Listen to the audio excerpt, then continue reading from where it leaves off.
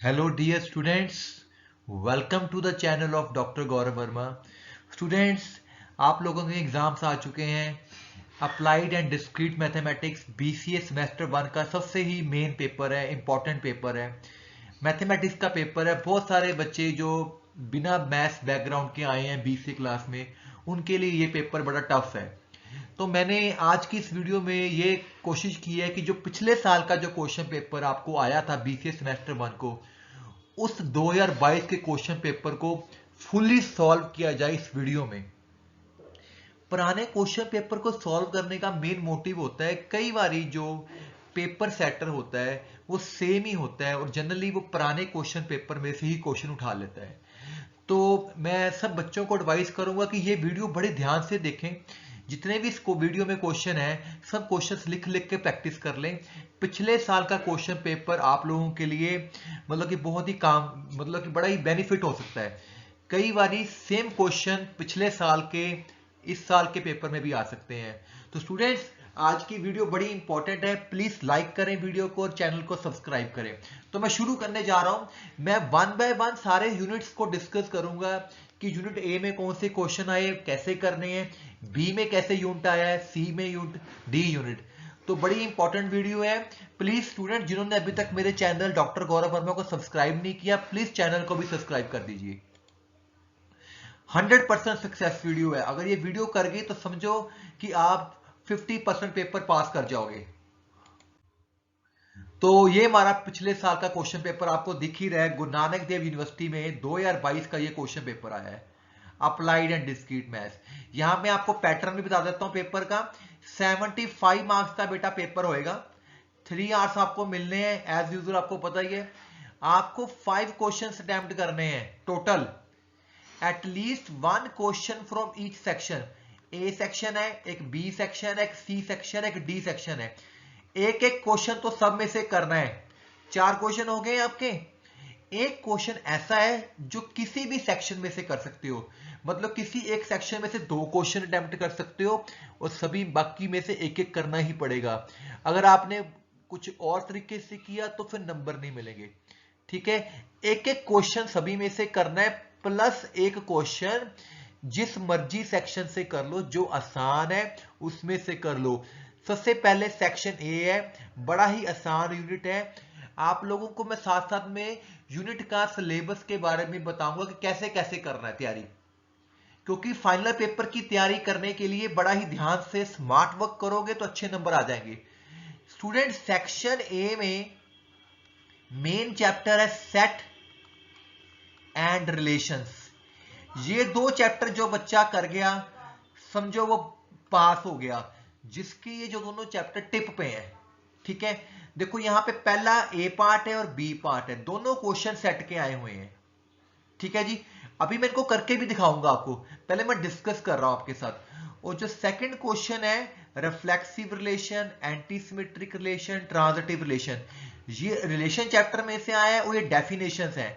जो जो सी definition paper में आई हुई हैं पुराने क्वेश्चन पेपर में, बेटा वो लर्न करनी शुरू करनी है। ठीक है जी, तो मैंने आपको यहां पे बताया कि जो यूनिट 1 है ना आपका, सेट और रिलेशन का है। ठीक है जी, अगर इस यूनिट में आप कर गए तो ये आपको पास करा देगा। यूनिट पहला आसान यूनिट है। चलो अब क्वेश्चन करते हैं, साथ साथ में मैंने क्वेश्चन भी करवाने हैं आपको। ठीक है, तो जो मेरा पहले का ए पार्ट है उसमें मेरा यूनिवर्सल सेट उसने दिया हुआ है 1 2 3 4 5 6 7। ये मेरा यूनिवर्सल सेट है। ठीक है जी, अब इस क्वेश्चन में मुझे ए भी दिया हुआ है। मैं सारे क्वेश्चन लिख के करूंगा ताकि आप लोगों को समझ आ जाए। अगर किसी को ये कंसेप्ट नहीं आता वो क्लियर हो जाएगा। बी सेट है 2 3 5 7। वेरीफाई, हमें क्या प्रूव करना है देखिए। इस क्वेश्चन के 2 पार्ट है वेरीफाई करने के लिए। जो पहला पार्ट है स्टूडेंट्स, वो है ए यूनियन बी का complement is equal to A complement intersection B complement. और जो सेकंड पार्ट आया है, that is A intersection B complement is equal to A complement union B complement. Students, ये De Morgan's law होता है। कई बार paper में डेफिनेशन में रहती है what is D Morgan's law. ये डी मॉर्गन लॉ की 2 स्टेटमेंट्स हैं। अब मैं इसको प्रूव करने जा रहा हूं। जब भी इस तरह का प्रूव करना है, पहले आप लेफ्ट हैंड साइड सॉल्व करो, फिर आप राइट हैंड साइड सॉल्व करो। लेफ्ट हैंड साइड में है ए यूनियन बी का कॉम्प्लीमेंट, ठीक है जी। अब ए यूनियन बी का मतलब है कि ए और बी को इकट्ठा कर दो, ठीक है। अब ए में क्या देखो, ए में है 2 4 6 8, साथ में बी वाले भी इकट्ठे कर लो, क्योंकि 2 तो दोनों में सेम है। जो सी चीज सेम होती है उसको एक बार ही लिखते हैं हम। तो ये हो गया ए यूनियन बी, ऊपर लगा दिया कॉम्प्लीमेंट, ठीक है, क्योंकि सिर्फ मैंने बीच वाली चीज सॉल्व की अभी, ए यूनियन बी। इसी तो ओके। ये होता है बेटा यू, जो होता है इसको हम बोलते हैं यूनियन। यूनियन का मतलब होता है दोनों सेट्स के एलिमेंट्स को इकट्ठा करना। अब ये मेरा ए यूनियन बी बन गया है। ऊपर पड़ा हुआ है सी, सी का मतलब होता है कॉम्प्लीमेंट। अगर किसी का कॉम्प्लीमेंट निकालना है, उसका मतलब है ये जो एलिमेंट्स लिखे हुए हैं ना, इनको छोड़ के यूनिवर्स में क्या बच गया। कॉम्प्लीमेंट का मतलब होता है जो उस चीज सेट में एलिमेंट्स है ना उनको छोड़ दो, बाकी यूनिवर्स में क्या बच गया। 2 को भी छोड़ दो, 4 को भी छोड़ दो, 6 को भी, 8 को भी, 3 को भी, 5 को भी, 7 को भी, जो जो इसमें आ रहे सभी छोड़ दिए, तो बचा क्या, 1 और 9। बड़ा ही इंपॉर्टेंट क्वेश्चन है। अब इसी तरह राइट हैंड साइड सॉल्व करें। ये वाला हिस्सा मैंने सॉल्व कर दिया, अब मैं इसको सॉल्व करने जा रहा हूं। राइट हैंड साइड है A complement intersection B complement.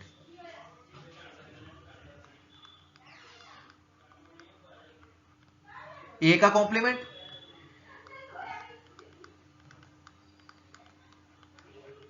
B का कॉम्प्लीमेंट। अब ये ए मैंने लिख लिया, ये मैंने बी लिख लिया। जब भी बेटा कॉम्प्लीमेंट निकालना हो, इसका मतलब उस ए के एलिमेंट्स को छोड़ के बाकी जो यूनिवर्स में बच गया। कॉम्प्लीमेंट निकालने के लिए हमेशा यूनिवर्स में से देखना है। तो यूनिवर्स में से 2 4 6 8 निकाल के बच गया 1 3 5 7 9। आप खुद भी देख सकते हो ना, 2 कट गया ये वाला, 4 छोड़ दिया, 6 छोड़ दिया, 7 छोड़ दिया, सॉरी 2 4 6 8 छोड़ दिया। अब यहां पे 5 भी था, मैं 5 मिस कर गया हूं, 5 तो मैंने लिखा हुआ, ठीक है। इसी तरह दूसरे सेट में 2 3 5 7। अब यूनिवर्स में 2 3 5 7 को छोड़ के क्या बच गया, 1 4 6 8 9। अब ये जो बीच का साइन है, ये इंटरसेक्शन का साइन है, ये वाला। ये उल्टा यू जो होता है ना स्टूडेंट्स, उल्टा यू, इसको हम बोलते हैं इंटरसेक्शन। इसका मतलब होता है कॉमन। इन दोनों में क्या चीज कॉमन है, तो अब देखो दोनों में क्या क्या कॉमन, एक तो 1 एलिमेंट कॉमन है, एक 9 एलिमेंट कॉमन है। तो इस तरह ये मेरी लेफ्ट हैंड साइड का जो आंसर आया था, ये वाला, that is equal to right hand side. तो ये दोनों चीजें बराबर आ गई, इसका मतलब left hand side is equal to right hand side, prove हो गया। इसी तरह हम ये वाला पार्ट कर लेंगे, ठीक है जी। तो ये वाला पार्ट अगर करना चाहते हो, again we will take left hand side, A intersection B का कॉम्प्लीमेंट। अब यहां पे इंटरसेक्शन है, इंटरसेक्शन का मतलब होता है कॉमन। तो ए और बी में दोनों में क्या क्या चीज कॉमन है, लिखो। ए और बी, ऊपर से देखो, ऊपर ए और बी में एक 2 कॉमन है, ठीक है जी। और क्या 4 6 5 कुछ भी कॉमन है, सिर्फ 2 ही कॉमन है। तो 2 का कॉम्प्लीमेंट, ए सेट में बी सेट में दोनों में क्या कॉमन है, 2। कॉम्प्लीमेंट का मतलब क्या होता है, अभी सिखाया कि कॉम्प्लीमेंट का जो मतलब है, जो मेरा यूनिवर्स सेट है ये वाला, इस यूनिवर्स में 2 को छोड़ के जो बच गया, that is 1 3 4 6 7 8 9, this is complement. इसी तरह अब हम राइट हैंड साइड सॉल्व करेंगे, A complement intersection B complement, ठीक है। अब ए का जो कॉम्प्लीमेंट है, यहां से आप हमने लिखा हुआ है नीचे, देखो यहां पे वो गया 1 3 5 7 9। यूनियन बी का कॉम्प्लीमेंट क्या है, 1 4 6 8 9। दोनों को क्लब कर दो, तो इसके बीच में से 2 नहीं आ रहा, बाकी सारा कुछ आ जाएगा।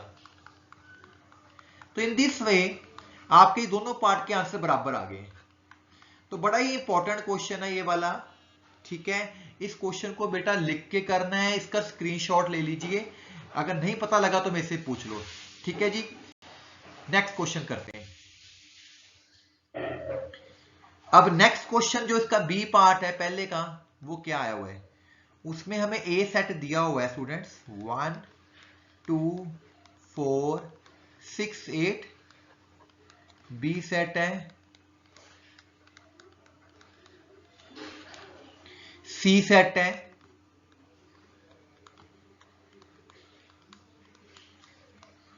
ठीक है। अब इसमें हमें वेरीफाई क्या करने आया है, वेरीफाई वाले क्वेश्चन आसान होते हैं, पेपर में आ जाते हैं। तो जितने भी आपकी बुक में एग्जांपल्स हैं उनको ट्राई करें, पुराने क्वेश्चन पेपर जो मैं आपको करा रहा हूं इसको लिख के करें, इसी में से क्वेश्चन कोई ना कोई रिपीट होएगा फाइनल एग्जाम्स में। ठीक है जी, 100% सक्सेस है इस वीडियो से आपका।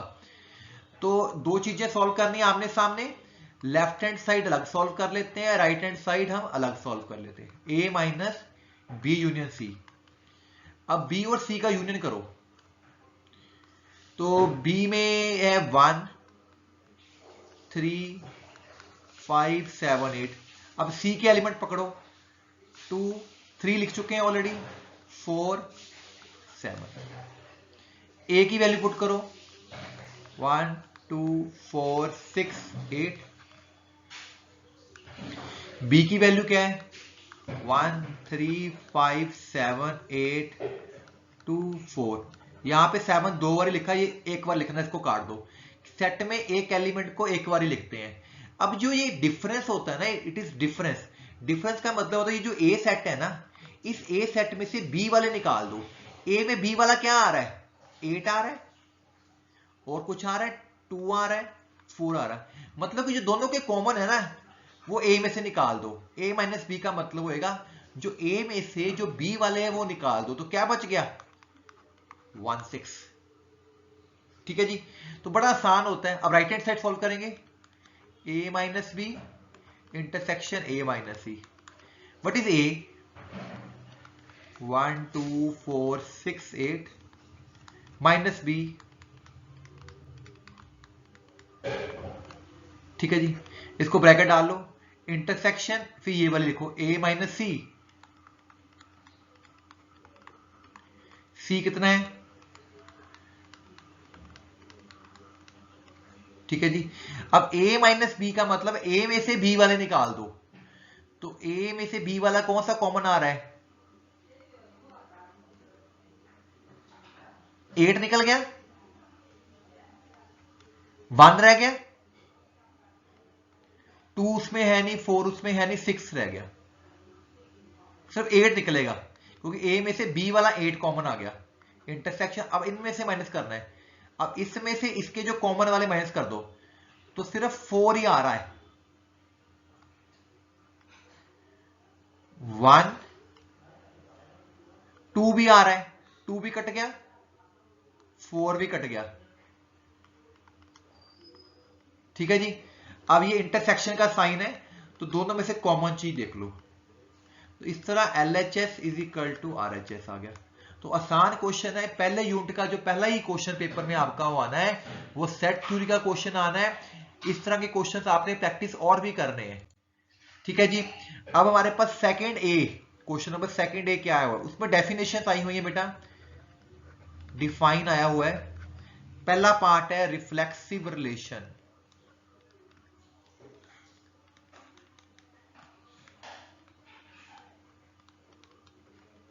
ये डेफिनेशंस बेटा बुक में लिखी हुई हैं, बेशक आप बुक में से डायरेक्ट याद कर सकते हो, फिर मैं आपको थोड़ा सा समझा देता हूं। रिफ्लेक्सिव रिलेशन का मतलब होता है अ रिलेशन, जो सिंपल लैंग्वेज में अगर लिखनी है, relation R on set A is called reflexive if x, x belongs to R for all x belongs to A। Reflexive का मतलब होता है ऐसा रिलेशन जिसमें जो पेयर में एलिमेंट्स हैं वो सेम सेम है, x x y y z z।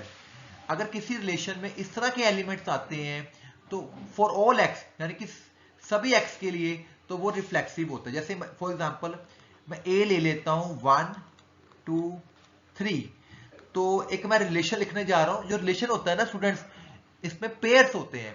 तो अगर मैं इसमें 1 1 लिख दूं, 2 2 लिख दूं, 3 3 लिख दूं, कुछ और भी लिख दूं 1 2, तो ये रिफ्लेक्सिव रिलेशन है। It is example of reflexive. Example जरूर देनी है जब डेफिनेशन आएगी आपको, क्योंकि इसमें ए में 3 एलिमेंट है 1 2 3। अगर ये तीनों एलिमेंट अपने आप के साथ पेयर बनाए, यानी कि ऐसा रिलेशन जिसमें हर एक एलिमेंट अपने आप के साथ पेयर बनाए, वो रिफ्लेक्सिव रिलेशन होता है। बाकी जो मर्जी आ जाए उसको मैटर नहीं करता हमें, ठीक है। तो रिफ्लेक्सिव रिलेशन की ये डेफिनेशन आपने याद रखनी है। सेकंड डेफिनेशन हमारे पास आई है एंटी सिमेट्रिक पेपर में। ये सारे मैं पेपर वाले क्वेश्चन ही कर रहा हूं। इसमें एंटी सिमेट्रिक का मतलब होता है कि लिखने का स्टाइल हमेशा ऐसे होगा, a relation R on set A is called antisymmetric if xy belongs to R and then x is equal to y। मतलब कि ऐसा रिलेशन जिसमें x y को बिलोंग करता है और y x को बिलोंग करता है, तो इसका मतलब x और y इक्वल होंगे। तो ये थोड़ा सा अलग होता है। सिमेट्रिक रिलेशन भी मैंने पढ़ा हुआ है। इसका जो एग्जांपल है ना, ये आपने इस तरह का देना है 1 1 2 2 1 3। ये एंटी सिमेट्रिक है। सेट मेरा ए वही 1 2 3 है। अब इसमें पता क्या बात है कि जो रिफ्लेक्सिव होता है ना, उसी तरह का एंटी सिमेट्रिक होता है। पर यहां पे थोड़ा सा ये फर्क होता है एंटी सिमेट्रिक में। जैसे मैंने ये तीनों चीजें लिखी ना 1 1 2 2 3 3, ये तीनों आएंगी तो रिफ्लेक्सिव बनेगी। अगर इनमें से कोई एक छोड़ दूं, मैं कोई एक छोड़ दूं, तो वो एंटी सिमेट्रिक बन जाएगा। एंटी सिमेट्रिक में ये कि उल्टे फुलटे एलिमेंट, 1 1 1 के इक्वल है, 2 2 के इक्वल है, ऐसे एलिमेंट लिख रहे हैं। अगर हम सारे ही लिख देंगे 1 1 2 2 3 3, तो वो रिफ्लेक्सिव बन जाएगा। तो एक चीज छोड़ दो तो एंटी सिमेट्रिक हो जाएगा, ठीक है जी। तो थोड़ा सा ध्यान से याद रखनी है, डेफिनेशन प्लस एग्जांपल आपको याद रखनी है। Transitive relation, a relation R on set A. कोई भी जो रिलेशन होता है ना, हमेशा सेट ए पे डिफाइन करना है। A relation R on set A is called transitive relation if x comma y belongs to R, y comma z belongs to R, then x comma z also belongs to R। देखो कहने का क्या मतलब है कि जैसे x y का friend है, y z का फ्रेंड है, इसका मतलब x z का फ्रेंड भी हुआ, ठीक है जी। तो इस तरह की जो रिलेशन होते हैं ट्रांजिटिव रिलेशन होते हैं। कोई एग्जांपल देना चाहते हो तो जैसे मैं ले लेता हूं 1 2 का फ्रेंड है, 2 3 का फ्रेंड है, तो 1 3 भी उसके बीच में होना चाहिए। बाकी अब जो मर्जी डालो, जैसे 2 2 भी डाल दो, 3 3 भी डाल दो। अब ये ट्रांजिटिव बन गया है, ठीक है। अब इसमें 2 2 3 3 भी है तो एंटी सिमेट्रिक भी है, क्योंकि एलिमेंट इक्वल है। पर ये रिफ्लेक्सिव नहीं है। रिफ्लेक्सिव क्यों नहीं है? क्योंकि 1 1 इसके बीच में नहीं है, ठीक है। तो हमेशा सेट ए 1 2 3 लेके आपने एग्जांपल देने होते हैं। बड़ी ही इंपॉर्टेंट डेफिनेशन है reflexive relation, anti symmetric, transitive. इसके अलावा सिमेट्रिक रिलेशन की डेफिनेशन भी इंपॉर्टेंट है, इनवर्स रिलेशन की डेफिनेशन भी इंपॉर्टेंट है, यूनिवर्सल रिलेशन। ये डेफिनेशंस बेटा ऐसी हैं कि जो आपको पेपर में पास करा सकती हैं। जिन बच्चों को न्यूमेरिकल्स करने मुश्किल लगते हैं वो डेफिनेशंस में अपनी पकड़ बनाएं, पुराने क्वेश्चन पेपर करें। 2022 का पेपर तो जरूर ही करें बेटा, ठीक है जी। तो अगला क्वेश्चन हमारा ऊपर ये वाला दूसरे का बी पार्ट यहां पे कर देता हूं, ये यहीं पे कर देंगे। ये क्वेश्चन है, इन अ ग्रुप 65 पीपल है, ठीक है। 40 क्रिकेट लाइक करते हैं, 10 लोग क्रिकेट एंड टेनिस करते हैं। How many people like tennis only and no cricket, how many like tennis, ठीक है। इस तरह का क्वेश्चन सेट थ्योरी का क्वेश्चन है, बड़ा ही आसान क्वेश्चन है। इसमें उसने बोला है जो क्रिकेट है वो 40 है, जो बच्चे क्रिकेट खेलते हैं, ठीक है। How many like tennis, tennis के मुझे पता नहीं कितने हैं, ऐसे उसको मान लिया, ठीक है। अब वो कहता है 10 like both cricket and tennis. Both का मतलब होता है इंटरसेक्शन, यानी कि टी और इंटरसेक्शन सी वो 10 है, ठीक है जी। ग्रुप ऑफ 65 पीपल, यानी कि टोटल जो हम काम कर रहे हैं 65 पीपल के ऊपर काम कर रहे हैं, ये इनकी यूनियन होगी। पहले ये सारी मेरी क्या है, जो मुझे गिवन है, जो मैंने लिख लिया है। क्रिकेट के 40 हैं, टेनिस के मुझे निकालने हैं, टी इंटरसेक्शन मुझे सी दिया हुआ है, ठीक है, और ये भी मुझे दिया हुआ है। तो पहले मैं क्या करूंगा, अभी नीचे यहां पे सॉल्व कर रहा हूं, यूनियन का फार्मूला लगाता हूं, टी यूनियन सी का। आपको पता है ये फार्मूला आपको आना चाहिए, इंक्लूजन प्रिंसिपल बोलते हैं इसका, N of T plus N of C, ये इसका फार्मूला है। अब यूनियन मुझे 65 दिया है, टेनिस मुझे नहीं पता है, कॉफी के मुझे 40 स्टूडेंट्स दिए हुए हैं, इंटरसेक्शन मेरा 10 दिया हुआ है। यहां से मैंने सारी इंफॉर्मेशन पिक कर ली ऊपर से, ठीक है जी। कैलकुलेशन करनी है अब आपने, 40 में से 30 गया, सॉरी 40 में से 10 गया 30, 65 माइनस 30 करोगे यानी कि 35 इज आंसर। 35 किसका आंसर आया, जो सिर्फ टेनिस खेलते हैं, 35, इसका आंसर 35 आ गया। अब इस क्वेश्चन में एक और चीज पूछी, how many like tennis but not cricket, ये वाली चीज। तो इसका मतलब होता है टेनिस लाइक करते हैं पर क्रिकेट, इसको लिखते हैं टी माइनस सी। तो टी माइनस सी का फार्मूला होता है, जो टी वाले प्लेयर हैं, जो टी वाले जो लोग हैं, उनमें से कॉमन निकाल दो। जैसे मैंने पिछले क्वेश्चन में भी किया ए माइनस बी में, तो मैं आपको बोलता था ए माइनस बी करते समय ए में से बी वाले कॉमन निकाल दो। तो टी के मेरे कितने एलिमेंट है, 35, इंटरसेक्शन कितने की है, 10 की, तो इसका 25 आंसर आ गया। तो इस तरह का जो सेट थ्योरी का क्वेश्चन होता है वो बड़ा आसान होता है। तो स्टूडेंट्स पहला यूनिट आपके बड़े काम का है, इसका बेटा स्क्रीनशॉट ले लीजिए। तो मैं सेक्शन बी शुरू करने जा रहा हूं। वीडियो बड़ी इंपॉर्टेंट है आप लोगों के लिए, मैं बैठा हूं यहाँ पे बनाने के लिए, ताकि जो बच्चे थोड़े से वीक हैं, मैं चाहता हूं कि सब बच्चे अच्छे मार्क्स लेके बीसीए सेमेस्टर 1 में से आगे निकलें। मेरी सबके लिए गुड विशेस हैं बेटा स्टूडेंट्स। तो सेक्शन ए सेट और रिलेशन पक्के करें अगर आपने पेपर में अच्छे नंबर लेने। ये जो सबसे आसान चैप्टर है स्टूडेंट्स, इन चैप्टर से ऐसा है कि जितना मर्जी आप नंबर ले सकते हो, ठीक है जी। अब हम सेक्शन बी की बात करेंगे। सेक्शन बी में देखिए क्या है, सेक्शन बी द्वारा आप लोगों के लिए बड़ा हेल्पफुल है। इसमें मेन जो बोलबाला है लॉजिक्स चैप्टर का है, एक ही चैप्टर है सेक्शन बी में, लॉजिक्स। तो स्टूडेंट ऐसा चैप्टर है, अगर इसको कर जाओगे तो आप समझो कि आपके नंबर 50 से ऊपर चले गए। पहला यूनिट सबसे आसान है, बी यूनिट सबसे आसान है। अगर ए और बी यूनिट भी आपको अगर आते हैं ना स्टूडेंट्स, तो समझो आप पास हो जाओगे, ठीक है जी।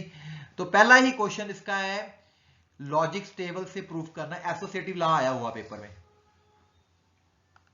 पहला क्वेश्चन है associative law, associative law prove करके दिखाना है, ठीक है। दूसरा क्वेश्चन है टेस्ट द वैलिडिटी। वैलिडिटी वाले क्वेश्चन भी बड़े इंपॉर्टेंट है। और क्वेश्चन नंबर जो 4th आया है वो आया आपको क्वांटिफायर्स का आया हुआ है। और जो इसका बी पार्ट है वो डेफिनेशंस आई है, नैड, नोर, जोर। ये डेफिनेशंस बुक में नहीं है, पर मैं आपको आज ये डेफिनेशंस लिखवा दूंगा।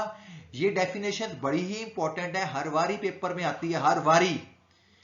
मैं आपको जान के ये चीजें करा रहा हूं क्योंकि मुझे पता है कि इसमें से क्वेश्चन आने हैं पेपर में, ठीक है।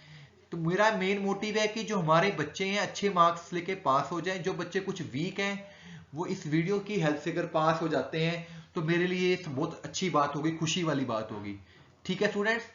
तो पहला क्वेश्चन है हमारे पास, ट्रुथ टेबल से हमें प्रूव करना है कि ये चीज मेरी बराबर होगी, ठीक है। तो मैं नेक्स्ट पेज पे करता हूं ताकि क्लियरली आपको कुछ दिख जाए। तो मेरे पास जो क्वेश्चन नंबर 3A है वो मुझे शो करना है, P एंड ये डिस्जंक्शन का साइन है, डिस्जंक्शन P और Q और R, P और Q, P और R, ये मुझे ट्रुथ टेबल बना के सॉल्व करना है। जब किसी क्वेश्चन में P, Q और R तीन चीजें आए तो 8 केस बनते हैं। अगर किसी में P और Q आए तो 4 केस बनते हैं। इसका क्या मतलब है? मेरे कहने का मतलब है P और Q और R के लिए 8 चॉइसेस हो जाती हैं। कैसे होती हैं देखिए,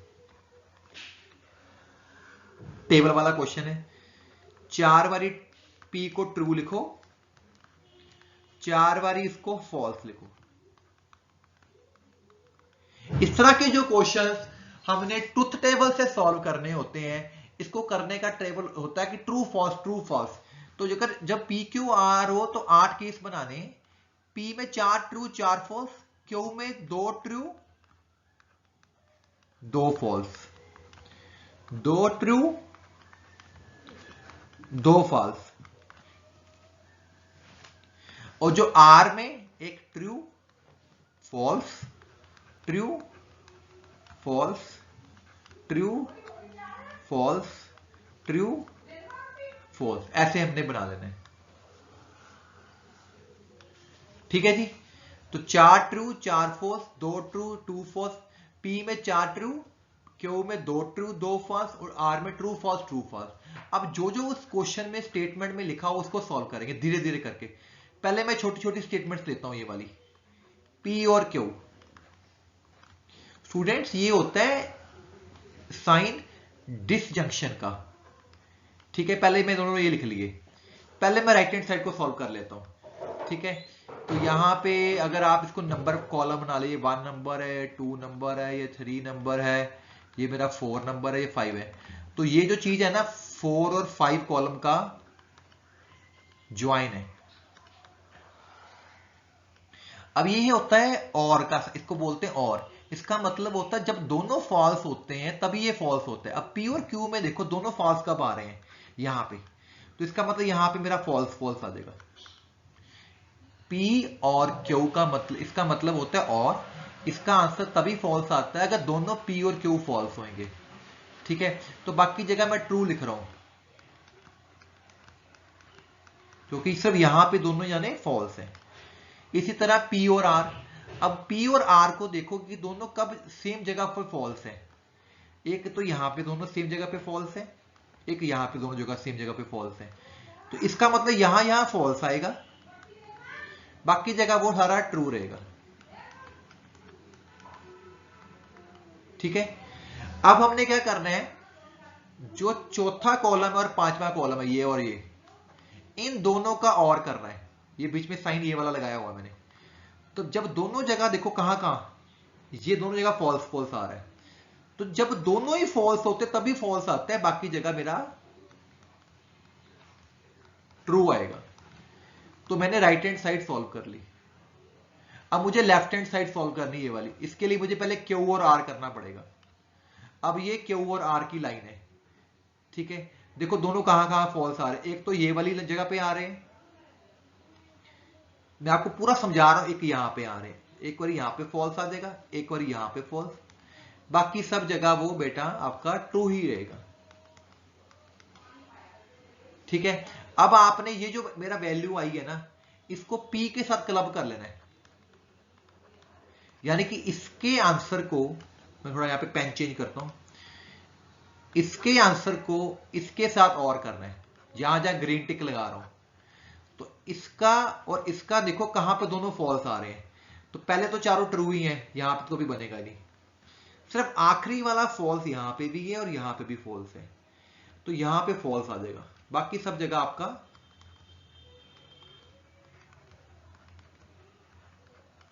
तो ये मेरी लेफ्ट हैंड साइड थी और ये मेरी स्टूडेंट्स राइट हैंड साइड थी। आप देख सकते हो कि दोनों साइडें सेम आ रही हैं। तो left hand side is equal to RHS। So in this way we have prove this. तो स्टूडेंट्स ये एसोसिएटिव लॉ का जो क्वेश्चन है ना, बड़ा ही आसान होता है, अगर आपको सिंबलों की पहचान होनी चाहिए। ठीक है, तो अगर आपको ये वाला सिंबल होता है और का, ये वाला सिंबल होता है एंड का, ये ट्रुथ टेबल के चैप्टर में है, अगर आपको लॉजिक्स टेबल्स का चैप्टर समझना तो मेरी वीडियो मैंने भेजी हुई है आपको लॉजिक्स वाली, उसमें सारा कुछ समझाया हुआ है इसके बारे में, इसको पढ़ सकते हो। ठीक है, अब मेरा बी पार्ट में करने जा रहा हूं इस क्वेश्चन का जो लॉजिक्स का है। ये वैलिडिटी का क्वेश्चन है। इसकी स्टेटमेंट क्या है, आइदर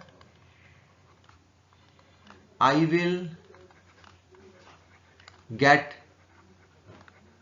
गुड मार्क्स और I will not graduate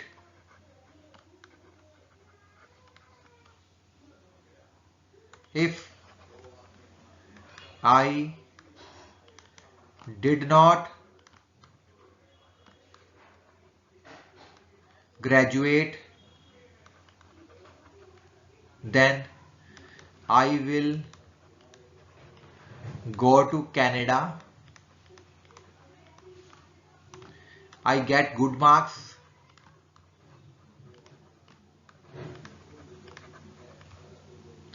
Thus, I will not go to Canada.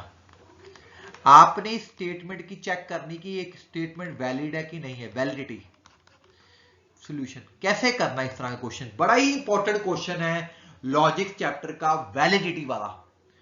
जब भी वैलिडिटी वाला क्वेश्चन पेपर में आए तो सबसे पहले आपने जो ये सेंटेंस लिखे हुए हैं ना, इसमें से पकड़ना कि क्या क्या दिया हुआ है। एक इसमें दिया हुआ है I will get good marks, तो एक इसको मान लो पी, ये होती है प्रीमाइसिस, आई विल गेट या I will get good marks only. एक सेंटेंस गुड मार्क्स का है, फिर एक सेंटेंस है ग्रेजुएट का, आप लिखोगे आई विल ग्रेजुएट, बिना नोट के लिखेंगे, मतलब नोट बेशक वहां पे लिखा हो, आपने नोट को हटा के लिखना है। एक आप लिख लो आई विल गो कनाडा, ठीक है, आई विल गो, पहले जो जो बातें उस क्वेश्चन में करता है उसको आप पी क्यू आर लिख लेते हैं। इनको स्टेटमेंट्स बोलते हैं या प्रीमाइसिस भी बोलते हैं, प्रीमाइसिस। अब आपने क्या करना है, जब भी वैलिडिटी वाला क्वेश्चन है पहले उसमें देखो क्या क्या चीजें हैं, उसके बाद आपने one by one sentence pick करना। एक सेंटेंस आपका ये है, जो सेंटेंस है उनको अलग अलग करो। एक सेंटेंस ये, सेकंड सेंटेंस आपका if I did not graduate then I will go to Canada, ये दूसरा, जहां पे फुल स्टॉप आ जाता है ना उसके हिसाब से सेंटेंस अलग कर लो। तीसरा सेंटेंस होता है I will get good marks 10, ये 10 वाला है, ये लास्ट वाली चीज है, ठीक है। तो पहला सेंटेंस है I will get good marks और आई विल नॉट ग्रेजुएट, और वाला है, और का मतलब होता है ये सिंबल मैंने बनाया हुआ है। तो I will get good marks का मतलब क्या है, पी, और आई विल नॉट ग्रेजुएट, मैं ग्रेजुएट नहीं होऊंगा, नेगेशन क्यों, अगर कोई नॉट होता नेगेशन लगा लेते हैं। पहला सेंटेंस लिख लिया, इसको ब्रैकेट में डाल दिया। जब आपका यहां पे डॉट है तो डॉट के लिए हमेशा बीच में एंड लगाना है। अब अगला सेंटेंस शुरू करो, if I did not graduate, इसका मतलब अगर मैं ग्रेजुएट नहीं होता हूं, अगर इफ देन हो तो कंजक्शन होता है, if I did not graduate then I will go to Canada, तो कैनेडा के लिए आर है। जब भी इफ देन होता है ना स्टूडेंट, इफ देन, उसके लिए हम ये साइन यूज करते हैं कंजक्शन का। और लास्ट सेंटेंस है I will get good marks, good marks के लिए मेरा फिर फुल स्टॉप आ गया यहां पे, तो जब भी फुल स्टॉप उसके लिए एंड लगाना है, गुड मार्क्स के लिए मेरा पी है, ठीक है। ये तीनों सेंटेंस को इकट्ठा करके एक बड़ी ब्रैकेट में डालना है और एंड में हमेशा देयरफॉर के लिए ये सिंबल लगाना है। 10 का मतलब होता है therefore, I will not go to Canada, तो will not go to Canada का मतलब है कि आर का नेगेशन, आर का उल्टा। तो इस तरह आपको सेंटेंस बनाना है। मतलब वैलिडिटी बनाने के लिए, वैलिडिटी चेक करने के लिए आपको उस क्वेश्चन को एक लॉजिकल स्टेटमेंट में कन्वर्ट कर लेना है, जैसे मैंने यहां पे किया है, ठीक है। कैसे इकट्ठा करना है कि सेंटेंसेस को पहले ब्रैकेट लगा के तोड़ो, बीच में जो डॉट है उसको एंड लगा लो, बाकी जो सेंटेंसेस का मीनिंग अगर बीच में और आ रहा है तो ये साइन यूज करो, एंड आ रहा तो ये यूज करो, ठीक है। इफ देन के लिए हम ये यूज करते हैं कंजक्शन। अब आपने इसका लॉजिकल टेबल बना के ट्रुथ टेबल से अगर एंड में सारा पूरे को सॉल्व करके एंड में ट्रू ट्रू ट्रू आ गया तो ये स्टेटमेंट मेरी वैलिड होगी, ठीक है जी। तो अगर मैं आपको इसको करके भी दिखा देता हूँ, ये बड़ा इंपॉर्टेंट क्वेश्चन है, तो मुझे करना ही पड़ेगा आप लोगों के लिए, क्योंकि मेरा मेन मोटिव है कि हर बच्चा अच्छे नंबरों से पास हो जाए। तो इसीलिए बेटा ये एफर्ट किए जा रहे हैं सिर्फ आप लोगों के लिए। अगर आप वीडियो को देखोगे तो भी पता लगेगा कि कैसे क्वेश्चन होने हैं। अब इसमें क्योंकि 3 चीजें हैं, जैसे मैंने पीछे बनाया है 8 केस बनेंगे,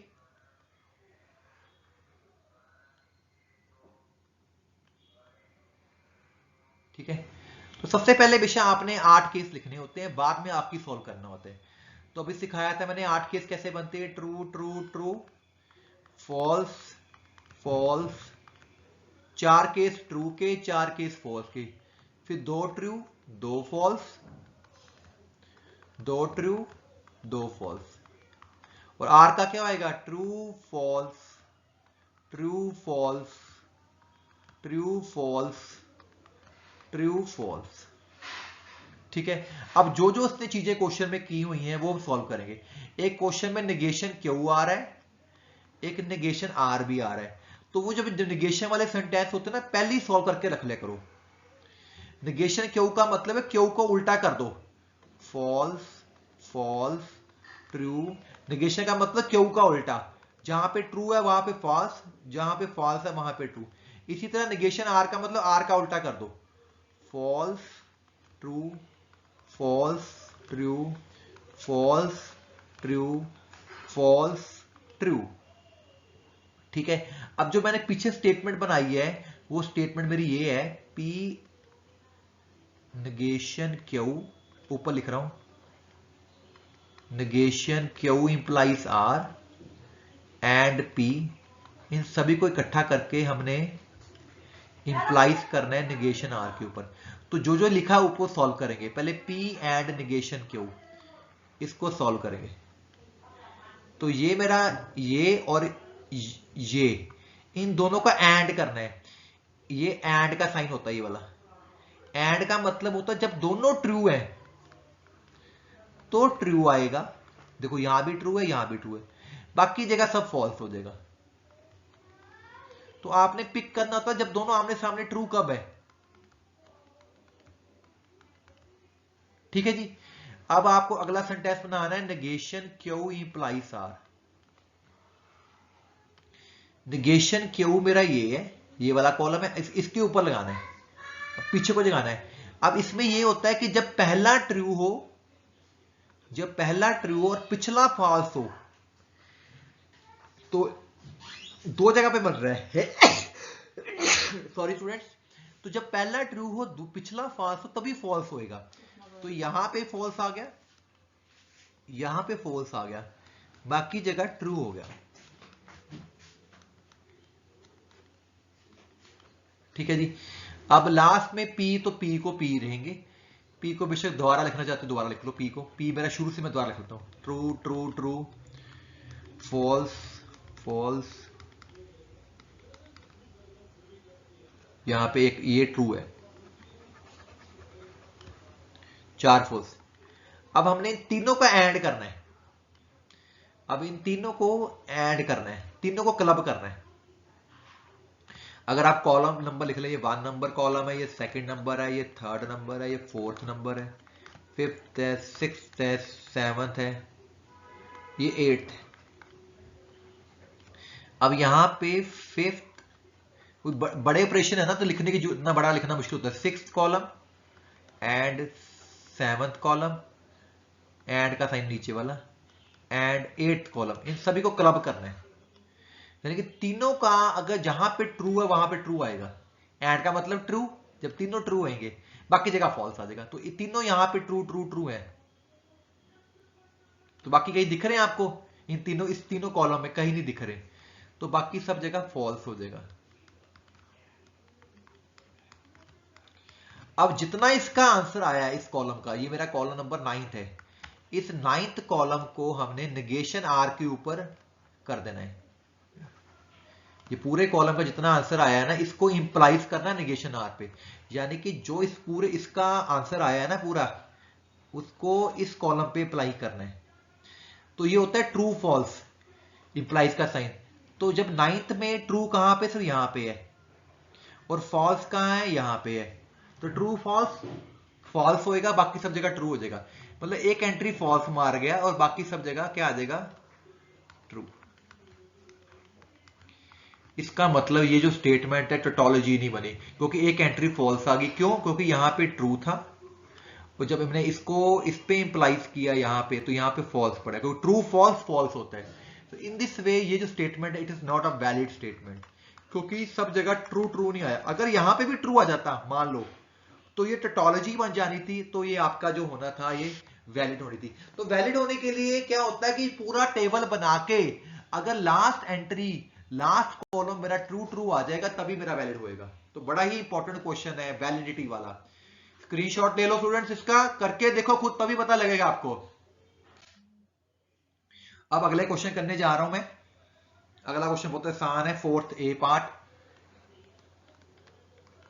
वो है ए एक्स का मतलब है x has white colour,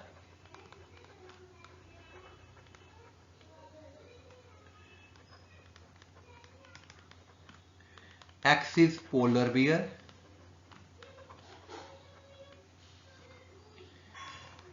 X is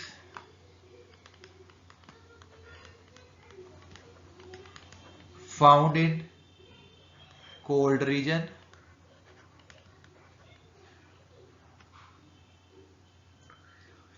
over the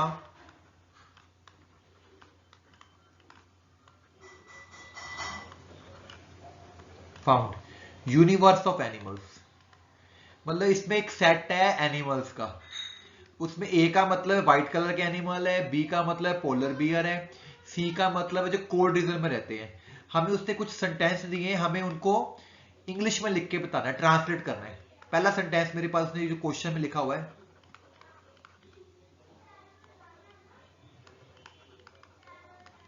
ठीक है जी। अब आपको बता देता हूं, ये जो होता है ना, ये होता है देयर एग्जिस्ट, इसका मतलब होता है देयर एग्जिस्ट, ठीक है। ये होता है देयर एग्जिस्ट क्वांटिफायर। तो अब आपने इसका आंसर लिखना है। इसका आंसर होएगा देयर एग्जिस्ट, पहले पार्ट का देयर एग्जिस्ट, बी का मतलब क्या है, polar bear, there exist polar bears and negation A X, negation का मतलब जो व्हाइट कलर नहीं होएगा, not there exist polar bears that has not a white colour, जिनका व्हाइट कलर नहीं है। तो मतलब कि इस तरह आपने इसको, ये आपको पेपर में दिया होगा सिंबॉलिक फॉर्म में, आपने इसको सेंटेंस फॉर्म में लिख देना। इस तरह की बहुत सारी एग्जांपल बुक में भी आसान क्वेश्चन होता है, बस इसका मतलब देयर एग्जिस्ट समझना है। बाकी जो जो लिखा हुआ उसको क्वेश्चन में से पढ़ के बनाना है। इसका सेकंड पार्ट है, अब ये क्या है फिर, देयर एग्जिस्ट, इसका मतलब देयर एग्जिस्ट, अब नेगेशन सी एक्स, नेगेशन सी एक्स का मतलब है जब कोल्ड रीजन में नहीं होंगे, देयर एग्जिस्ट एनिमल्स, क्योंकि आप लिख सकते हो एक्स का मतलब बेसिकली एनिमल्स है, तो there exist animals which are not found in. आपको बेसिकली एक इंग्लिश का सेंटेंस बनाना है, थोड़ी सी ग्रामर ठीक रखनी है, ये नहीं कि ऐसी लिख देना है कोई इंग्लिश बने भी ना, उसकी मीनिंग समझ के लिखना है आपने। जैसे इसका मतलब हो गया देयर एग्जिस्ट, इसका मतलब है कि नेगेशन का मतलब नहीं है कोल्ड रीजन में, तो इसका मतलब कुछ एलिमेंट्स हैं जो कोल्ड रीजन में नहीं रहते हैं, ठीक है जी। तीसरा पार्ट क्या है इसका,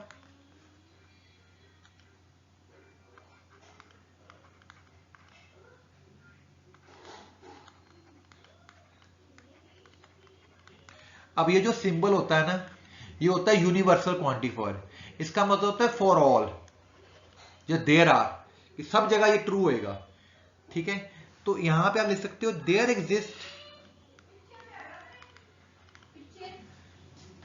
देयर एग्जिस्ट, ये क्या, there exist animal that is polar beer,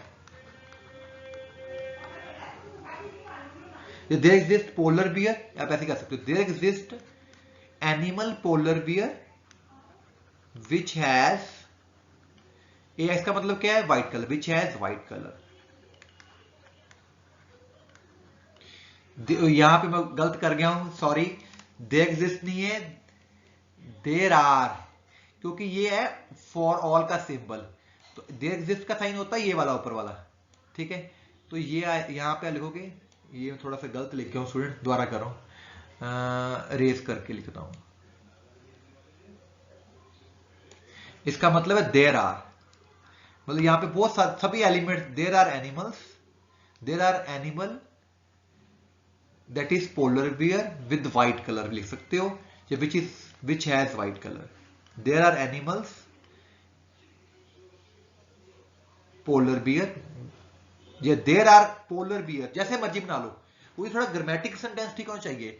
बस फॉर ऑल के लिए आपने यूज करना है देर आर, देर एग्जिस्ट नहीं लिखना, ठीक है।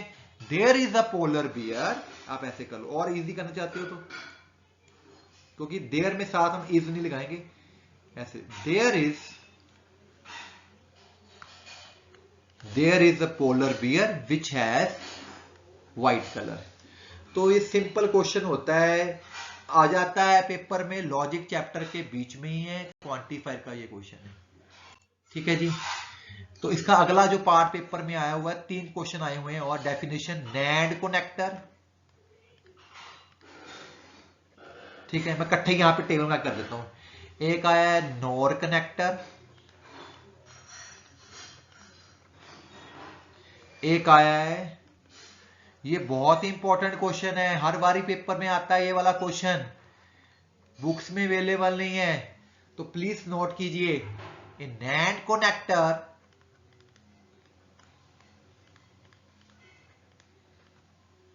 is an inverted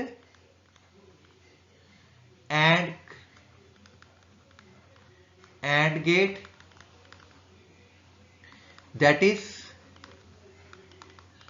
output of AND gate is connected to input of not gate. Basically इसका ये मतलब होता है, अगर दो चीजों में ऑपरेशन एंड है ना, जो उसकी आउटपुट निकलेगी ना, उसको आपने नोट कर देना है। जैसे वही हम करते हैं, जैसे एक ए एक बी है, एंड का मतलब होता था ए डॉट बी, जो जिसका आंसर आएगा ना जब इसका, उसका आपने निगेशन कर देना है, नोट कर देना है। तो मैं इसका ट्रुथ टेबल बना रहा हूं, साथ में ट्रुथ टेबल भी बना के आने हैं, तभी नंबर मिलने हैं। पेपर में भी ऐसे आया हुआ है, define NAND connector, nor connector, जोर कनेक्टर विद ट्रुथ टेबल्स। तो इसमें ट्रू फॉल्स की जगह हम 0 1 ले लेते हैं, 0 0 1 0 1 0 1। अब ए डॉट बी का मतलब ए और बी को मल्टीप्लाई करो, 0.0 0 0 1 0 1 0 0 1 into 1 1। अब ये ऊपर क्या लगा हुआ है, नेगेशन, इसका उल्टा कर दो, 1 1 1 0। तो this is a truth table of NAND connector, मतलब कि जब दो चीजों का एंड होएगा ना, उस एंड को नैंड कर देना है। इसी तरह यहां पे भी सेम चीज होगी, इसमें भी। अब इसमें और का आपने, इसमें क्या होएगा कि जो output of an OR gate है ना, लिख लो यहां पे, in NOR connector output of OR gate is connected to input of a NOT gate। यानी कि NAND में आउटपुट ऑफ एंड कनेक्ट करती जाती है नॉट गेट के साथ, इसमें आउटपुट ऑफ और की जाती है। तो इसका ट्रुथ टेबल में क्या आएगा, ए बी, और का मतलब होता है प्लस। जब ए प्लस बी कर लिया ना बेटा, बाद में उसका आपने नैंड कर देना, नैंड का मतलब होता है कंजक्शन। तो जैसे यहां पे बनाया 4 केस, 0 0 1 1 0 1 0 1। अब यहां पे ए प्लस बी है, दोनों को प्लस करो, 0 प्लस 0 0 प्लस 1 1 1 प्लस 0 1 1 प्लस 1 जो होता है वो 1 नहीं होता है गेट्स में, अब इसका उल्टा कर दो, 0 का उल्टा 1, 1 का उल्टा 0, इसका भी 0, इसका भी 0 हो गया। ठीक है जी, तो ये मेरा नॉर कनेक्टर बन गया। इसी तरह जोर कनेक्टर क्या होता है? तो जोर कनेक्टर जो होता है,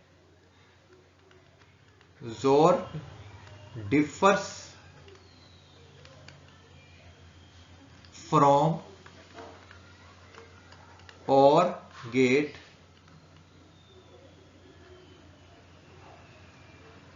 इन ओनली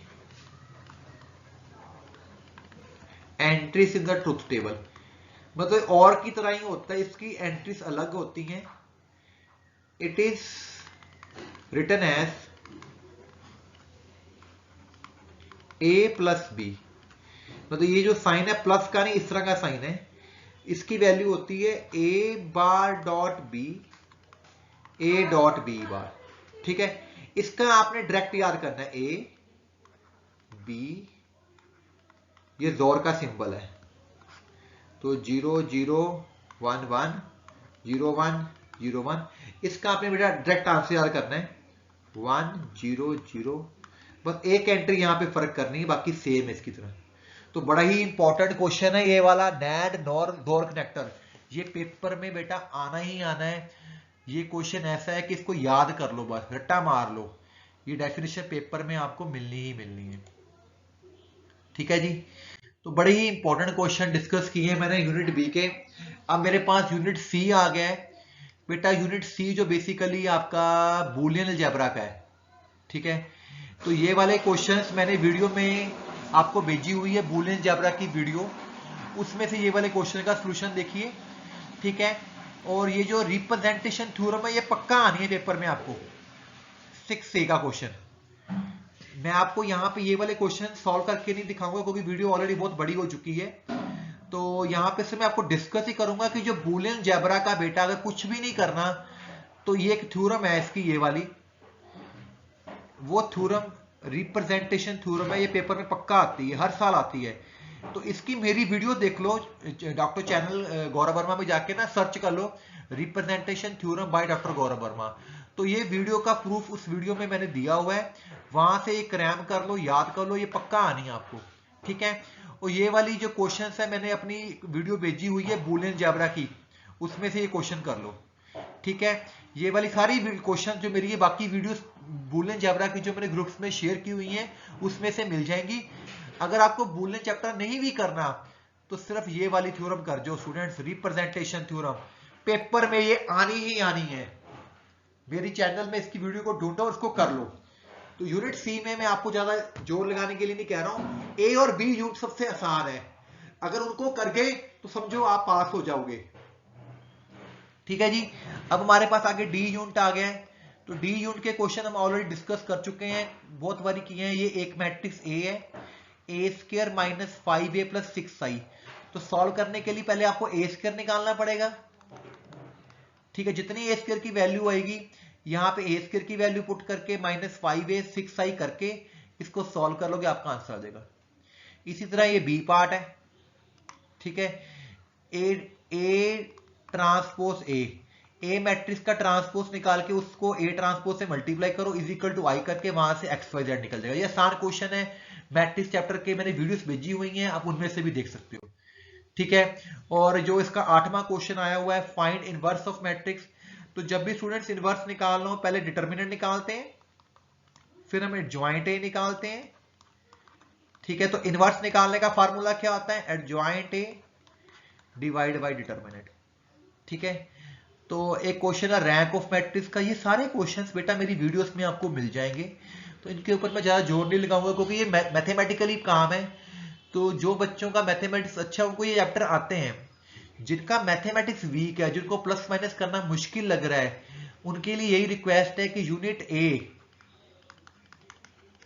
यूनिट बी ये ढंग से तैयार करें बेटा। इसमें आपको इनवर्स का क्वेश्चन मिलना ही मिलना है। ठीक है, मतलब कि इन दोनों चैप्टर्स में से आपके मतलब कि 30-40 नंबर बन जाएंगे। सेट करो, रिलेशन करो, लॉजिक्स करो। ठीक है, मैट्रिक्स वाला चैप्टर मेरी वीडियोस देखो सारी, उसमें से आपको काफी क्लैरिटी बनेगी। मैट्रिक्स में एक क्वेश्चन आपको इनवर्स का पक्का आना है, एक रैंक का पक्का आना है, ये पक्के क्वेश्चन है। ठीक है, एक क्वेश्चन मैंने यहाँ पे एक इंपॉर्टेंट क्वेश्चन नीचे और लिखा हुआ है, ये बड़ा इंपॉर्टेंट है क्वेश्चन है, given A given B find A B, A और बी को मल्टीप्लाई करो और उसको यूज करके इन इक्वेशंस को सॉल्व करना है। ये सारे क्वेश्चंस आपको मैट्रिक्स चैप्टर के अगर आपको समझने हैं, मेरी वीडियोस देखें। मैट्रिक्स और डिटर्मिनेंट की मेरी प्लेलिस्ट पड़ी हुई है चैनल में डॉक्टर गौरव वर्मा में, तो वहां पे सर्च कर लो matrix and determinants by doctor Gaurav Verma, तो पूरी प्लेलिस्ट पड़ी हुई है। वहां पे 10-12 वीडियोस है मैट्रिक्स चैप्टर की पड़ी, वो सारी वीडियोस करो अगर आप मैट्रिक्स चैप्टर को पक्का करना चाहते हैं। तो स्टूडेंट्स, बड़े ही इंपॉर्टेंट क्वेश्चन डिस्कस किए गए हैं आज की इस वीडियो में। डॉक्टर गौरव वर्मा का जो चैनल है सिर्फ आप लोगों के लिए लेके आए हैं वीडियोस, 100% सक्सेस वीडियो है स्टूडेंट्स।